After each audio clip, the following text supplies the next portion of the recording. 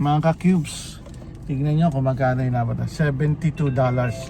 Pakita mo ba? Ano? Pakita mo yung $72. Ano? Ayan $72 Ayan, ilang piraso? 6 na piraso. $72. Shampoo, vitamins. My goodness, ganyan.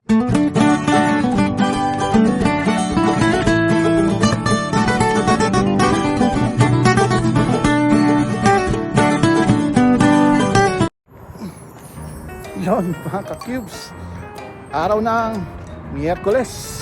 Ito, so last day of work natin ngayon. Pero nag-iisang siya, may pasok bukas, overtime siya bukas. So bali tayo makakapagpahinga tayo. So pagod tayo. Pagod, nakakapagod ang 12 oras ng trabaho lagi. So buti na lang yung schedule natin 3 and 4. So pero itong week na to kasi long week natin, kaya 4 na beses tayong pumasok ng 12 oras, kaya pagod. So si Mrs. Isang ikaw, ano siya, 5 days na papasok na 12 hours. Sigurado ko pagod yun. So kaya bukas, so ihatid natin siya. Bagagang balay tulog natin. So ihatid natin si nag-iisang ikaw. Tapos tayo na siguro yung gagawa ng gawaing bahay. Tayo na yung magluluto, maglilinis-linis sa bahay. So ganyan lang naman ang ganyan lang naman ang buhay Canada. Yun, naputol yung video natin. Binuksan ko yung Apple CarPlay, kumonekta yung natin, cellphone natin sa Apple CarPlay. Kaya yun, so gaya nga sinabi ko, so bali lang yan, so hati-hati lang sa gawaing bahay dito sa Buhay Canada. Dito lang nung pag nasa Pilipinas tayo, meron tayong katulong, di ba? Pero dito, gawain natin lahat yan. So ayun, so bali, si manager natin nasa likod, napansin ko si ayun, yung manager namin, tanda na yan, 70, magsi-70 na yan. Pero nagtatrabaho pa rin. Sa atin, pakuya-kuyakoy na lang yan. Ganyan, di ba? 60 pa lang. Dito, mga 65, 70. Yan, so ang ganda ng weather. Maaraw, mga ka-cubes. Ang ganda ng weather ngayon. Sarap sana gumala, kaya so hindi nga pwede. So bali, bukas tayo na lang gagala. Manonood tayo ng Fantastic Four. So doon tayo sa premiere seat. So pupunta tayo ng Landmark Cinema. So makikita nyo yan. So dadayo tayo sa Whitby. Doon tayo manonood kasi maganda yung upuan doon, pwede tayong mahiga. So try naman natin yung ganun. So tagal pa rin yung nag-iisang ito. Ngayon, anong oras na? 6:09 na mga ka-cubes. So alas 6 ang labasan namin, nasa loob pa rin siya. So wala pa rin siya sa kanyang trono dito sa sasakyan. Ay, nakabuhay. Tingnan nyo, antayin natin hintayin nyo kung gano'ng katagal yan darating. Hintayin nyo, napakabagal. Tingnan nyo. Ang bagal, may chinecheck-check pa. Alam mo, inspector. Late na nga. Kung ano pang tinitignan sa sasakyan. Ay! Kakabuisit? Bakit ka naman napisit? Kalam.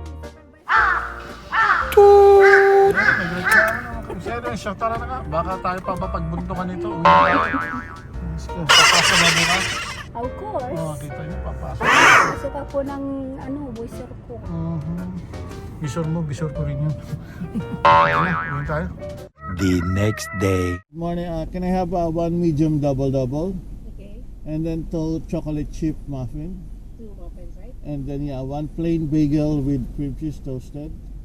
Plain bagel with cheese, toasted, anything else? And sausage scrambled loaded box.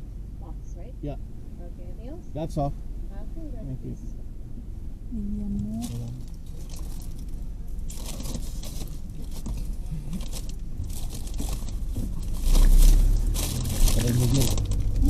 Anong bagel? Ha? Sa akin ang bagel na. Ikaw ba? So eto na nga, so ihatid na natin si nag-isang ikaw natin, tapos mamaya susunduin na lang natin siya at pupunta tayo ng Whitby, manunood tayo ng Fantastic Four. Few moments later. Ayun, so ito, umpisahan na natin yung morning exercise natin mga ka-cubes. So tingnan natin kung makakailang steps tayo. Ito, so exercise tayo na may bayad. Kung paano mangyari yun, alam nyo na yun, yung mga bago dito sa channel natin. So nagdo-DoorDash tayo para makapag-exercise tayo.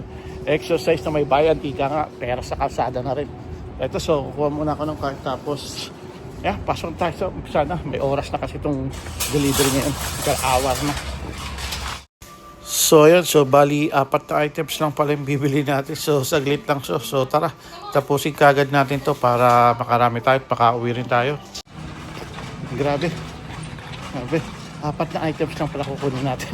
Kaya pala 16.50 pero ang bilis nito. Nandito tayo sa nakikita niyo. Saglit lang to. So ayan na nga. So yan lang binili natin mga cubes. Bali yung ito, bago to mukhang masarap to. Susubukan itong pancake na to, power pancakes. Tapos gatas, sa kanan lang. So, pero as usual, so, titignan muna ako kung may sale dito mga karne or steak dito. Dahil may lakad tayo sa ano sa katapusan So, meron tayong pupuntahan. So, tignan natin. Balikan natin mamaya. Okay. Lamb chops. Sale na lamb chops. Tsaka mga manok, medyo mahal. 8. Pero sige. Tingnan natin lamb chops. Balikan natin yan. So ayan, so bali tayo. So bayaran na natin ito mga kakibs. So para makarami tayo ngayong araw na to. Dahil mamaya meron din tayong lakad. Nanonood tayo ng Fantastic Four. So ayan, so paglabas din nag-isang ikaw, susunduin natin siya. So hindi ko lang alam kung didiretso na kami doon or what. So bahala na. So bayaran ko muna ito. Ayun lang mga kakibs. So kahit mabilis ka na natin natapos, ito naman, iisa lang yung bukas ng counter. Hindi tayo pwede dun sa sa self-checkout. Wala yung kakilala ko. Kung yung kakilala ko yun, doon ako pupunta. Kaso masugit kasi yun So yung bantay dun. Kasi sa DoorDash, talagang dito lang sa dito sa counter lang talaga yung mga DoorDash. Pero, tingnan na, bahala na. Per hour naman, gaya nga sabi, per hour naman ang bayad sa atin. So hindi tayo nagmamadali. Ayan yun, ang dami nga Tapos ito lang atin, pwede mabilis sana doon. So okay lang try na lang natin. So yun, natapos na natin yung pagbabayad. So tara, punta tayo kay customer. 1 hour later. Yun mga ka-cubes, ito. So kakauwi lang natin. So bali ito, so pagka-uwi natin, so bali tapon na rin ako ng basura. Dumaan na ako dyan. So yan, so bali ito, so katatapos lang ng delivery natin. So ganun lang ginagawa ko. So pagtapos ng delivery, umuwi rin ako. Dito na tayo nag-iitay sa bahay ng order. Yan lang. So ito, so bali, nood muna tayo ng TV mga kakibs. Habang nag-iitay tayo ng order natin, kung makakuha man tayo ng order, bali, yun nga, naitapo ko na yung basura. So maya-maya na siguro ako magpa-vacuum dito sa bahay. Ayun, yan muna mga kakibs. Kita-kita ulit tayo pamaya. 1 hour later. So yun mga kakip, so andito naman kami sa shop. Anong ginawa mo pala maghapon? Ayun na, kita nyo naman. Naglinis ka ba? Kita nyo, Nag-ano ka ba? O pag naamoy ko yung bahay, mabaho. Ayan na, ay sus, kakip siya na. Ito, punta mo na kami sa loob ng Shoppers, bibili daw siya ng moisturizer. Ang dami moisturizer ng Bath and Body Works doon. Ewan ko kung sinasabi. Moisturizer. Ano ba yung mga pabango ba yun nandun? Ewan ko. Sa mukha ko, no?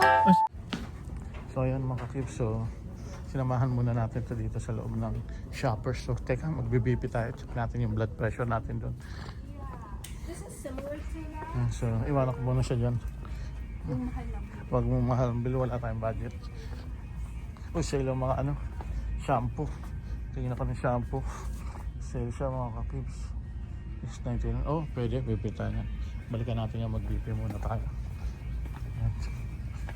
Sale, wala na rin akong shampoo. So yun mga kakibs, so nakabili tayo ng mga sale. So may sale pa rin doon na Head and Shoulders. So kukuha ba ako, kaso meron ako nito. Sayang naman, nagsasale din naman yan lagi-lagi. Hindi naman yan nauubos. Pero, hindi ko kasi alam kung meron pa akong Head and Shoulders or wala na. Wala na. So yung Head and Shoulders na lang kasi meron pa ako nito. So yun na lang muna. Mga ka-cubes, tignan nyo kung magkano yung naman. $72. Pakita mo nga kung ano. Nakita mo yung $72.